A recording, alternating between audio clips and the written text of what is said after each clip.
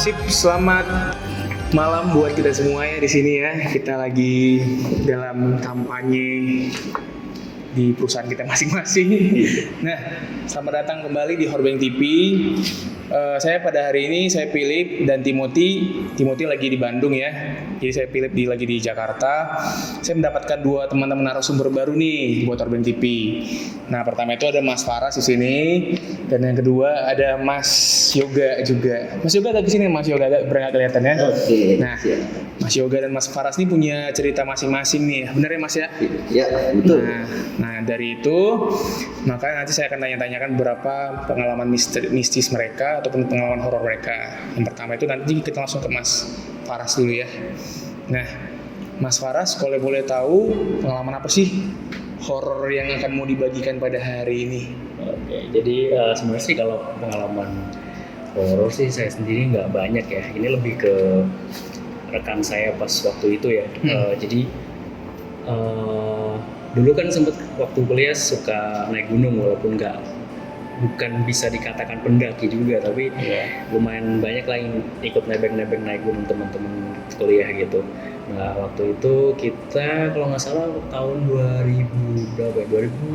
2015an kalau nggak salah 2015. Oke, masih kuliah ya, zaman kuliah ya. Kita ke salah satu gunung tertinggi Jawa. Ya, Gunung Slamet waktu itu. Oke. Kita lewat ya Guci.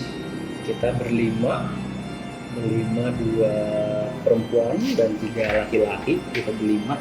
Kita berangkat dari naik bis kalau waktu itu. Dari Kampung Rambutan kalau nggak salah. Rada lupa juga sih soalnya udah lumayan lama. Iya ya, nggak apa-apa. Cuman Mas ini lumayan dari semua memang nggak banyak gua naik gunung ya. Cuman dari semua pengalaman naik gunung ini paling berkesan sih. Karena ya itulah, ini kita coba ceritain ya. Jadi setelah sampai sana kita nyampe itu sekitar jam 2 atau setengah 3 pagi. Terus kita charter mobil nyampe di Guci sekitar jam 5. Itu masih belum ada orang kalau nggak salah.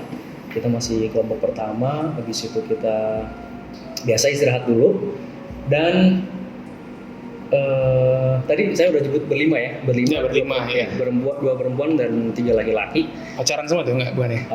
Satu enggak sih. Kebetulan saya juga sama ya pacar lah kayaknya. Pacar ya, oke. Nah itu kita Jumatan dulu, waktu itu hari Jumat ya Bang. Hari Jumat, kita akhirnya Jumatan dulu, sarapan lain-lain, akhirnya istirahat. Kita Jumatan dulu, setelah Jumatan baru kita mulai simaksi. Nah, baru di situ dari yang jaga di situ tuh sempet nanya, ada yang merah atau enggak? Yang merah maksudnya ada yang lagi menstruasi atau enggak? Gitu. Nah, kebetulan teman saya yang perempuan ada salah satu itu hari pertama menstruasi dan itu lagi banyak lah, maksudnya hari pertama dia menstruasi. Akhirnya dari si yang jaga di situ dia bilang gak boleh naik katanya. Gak boleh naik jangan naik aja gitu loh. Nah terus dia bilang, lah kenapa? Gue udah sampai sini kok gak boleh naik katanya. Jangan aja katanya. Gak apa-apa lah, bisa naik kok, Bismillah katanya. Ya udah. Akhirnya dibilangin kayak gini, kalau emang ada apa-apa langsung turun aja kayak gitu. Udah, akhirnya setelah Jumatan kita makan siang, terus kita mulai naik. Ini rada lupa juga nih di pos berapanya ya. Iya, nggak apa-apa. Iya, seingatku tuh dulu berapa ya? Ada 9 pos apa kalau 9 pos ya keselamat ya? Iya 9 pos atau 7 pos, rada lupa juga. Pokoknya kita naik dari base camp ke pos sampai di pos 1, pos 2 itu sekitar kayaknya 2-3 jam kalau nggak salah, lumayan lama. Dan di situ yang teman saya yang tadinya yang lagi kedapatan menstruasi di hari pertama itu ya banyak minta berhenti, capek segala macem gitu. Akhirnya tasnya juga dibawain. Akhirnya kita nenda itu kalau nggak salah masih di pos 3 kalau nggak salah, ada lupa juga saya. Lupa juga. Nah itu pos 3 nenda, dan di situ gua mikir si teman perempuan ini jangan sampai keluar malam karena ya mau nggak mau juga harus ada tindakan prevensi juga kan. Dari jangan sampai ada hal-hal yang nggak enak juga gitu kan ketika malam gini, karena lagi menstruasi di hari pertama juga. Akhirnya bener-bener nih yang di luar tenda pas waktu malam hari itu yang laki-laki aja, sama yang perempuan satu. Nah, udah akhirnya jalan lagi. Nah, udah jalan-jalan sampai di Pos berapa tuh? 7. Pos 7. Nggak, pos 9 udah pos 9. Pos 9 ya. Udah pos 9 itu jam 3 sore. Jam 3 sore yang akhirnya kita nenda lagi dan pun sama niatnya awalnya jangan sampai keluar nih perempuan teman saya yang perempuan satu itu Jangan keluar dari tenda maksudnya istirahat ya. Tenda, ya. Gini, jadi kan kalau di gunung itu banyak kalau emang kita mengalami hal-hal yang mistis gitu ya, hal-hal gaib gitu, kan biasanya nggak boleh diceritain di atas ya. Jadi ketika turun baru diceritain. Nah ini nanti ada cerita-cerita hal yang lainnya juga. Cuman kalau dari kita naik dan turunnya ada juga di tengahnya. Nah setelah tadi sampai di jam 3 ya, jam 3 sore kita udah nyampe di pos 9. Ya seingat gue itu pos 9. Yang awalnya diniatin teman perempuan gue itu nggak boleh keluar malam, keluar tenda, tapi akhirnya dari teman-teman cowok itu ya udah summitnya mulai dari jam 2 aja biar dapat sunrise gitu kan. Oke, akhirnya naik berlima, naik sunrise dan pas banget sekitar kayak jam udah setengah 6 kita sampai di puncak. Akhirnya turun sampai bawah di puncak lumayan lama karena cerah waktu itu. Biasalah foto-foto segala macam, sempat masak juga di atas kalau. Tapi sempat terkejar ya sunrise ya. Iya. Udah dapat. Nah terus udah turun, pas turun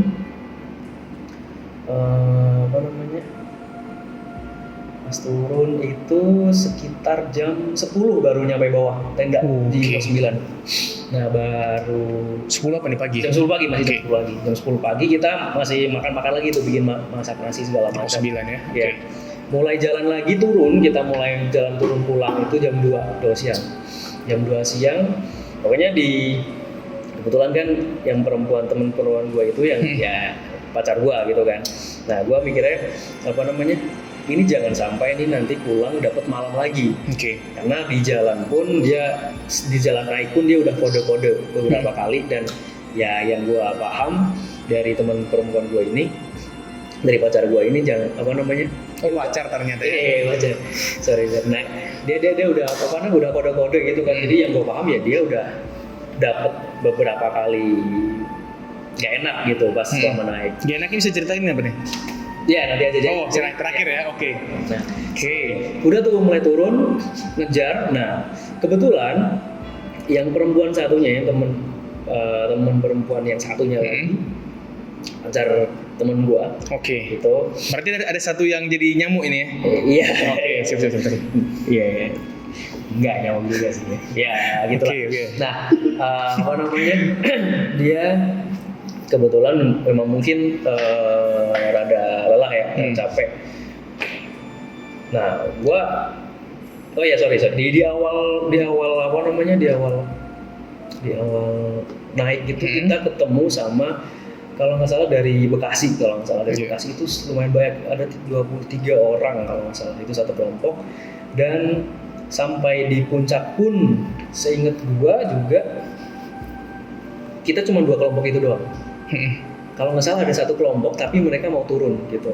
Dan jadi di atas ketika udah summit pun kalau seingat gua cuma 2 kelompok itu doang. Jadi ada kelompok 2 berlima dan yang satu yang dari Bekasi itu ada 23. Kalau nggak salah mereka itu ada banyak kan anak SMA dan yang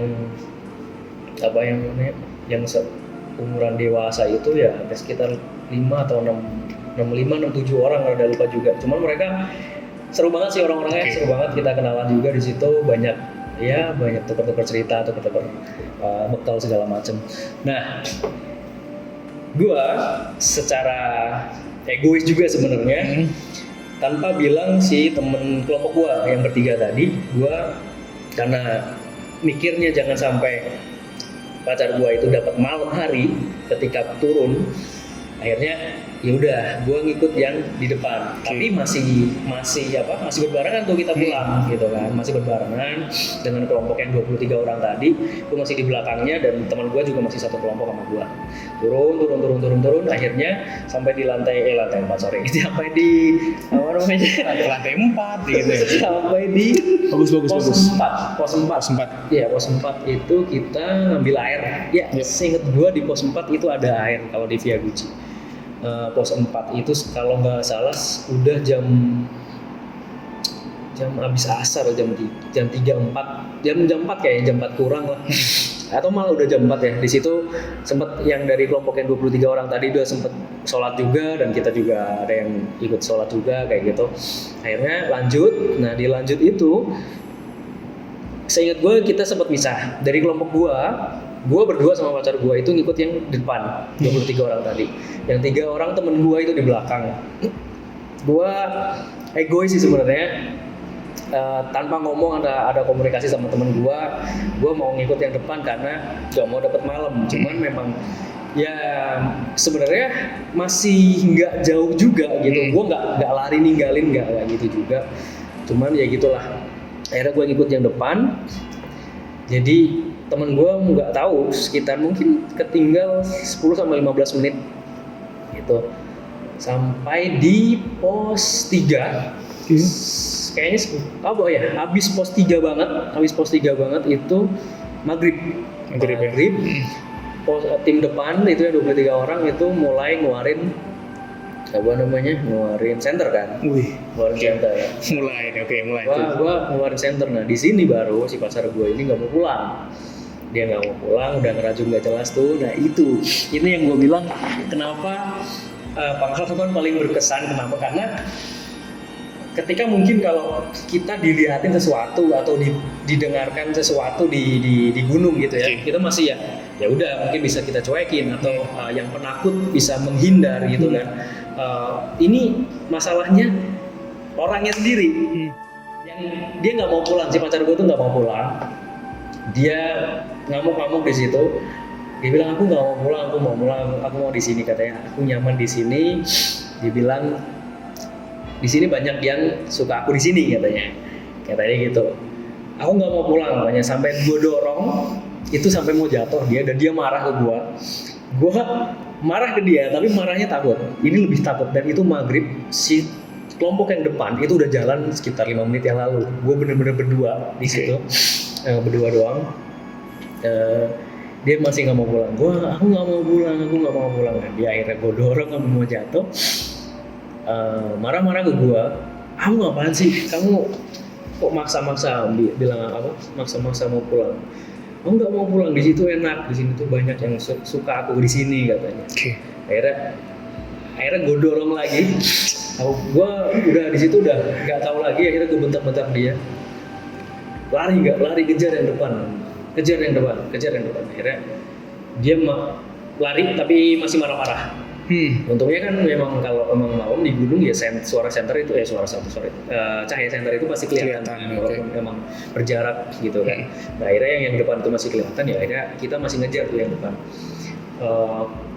Di situ udah masih kekejar, cuman masih marah dia. Sampai di pos 2 si yang tim depan istirahat, break dulu. Akhirnya gue ikut juga di situ. Dia masuk, kamu apaan sih? Kayak gitu kan. Kok kamu tadi jorok-jorokin gitu. Udah, kamu diam aja gitu kan. Gue bilang, udah nggak usah dibahas dulu. Akhirnya istirahat, minum segala macam. Baru sekitar 5 menit atau 10 menit mungkin, temen gue di belakang nyampe. Mereka baru nyampe. Yang tim depan tadi yang 23 orang itu mulai jalan lagi. Akhirnya sekali lagi gue dengan egoisnya cuman bilang gue duluan kayak ke teman-teman gue itu, karena gue sih udah, karena sebelumnya yang mengira ini bakal jangan sampai malam, akhirnya dapat malam, apalagi sudah tadi kejadian dia nggak mau pulang begitu kan.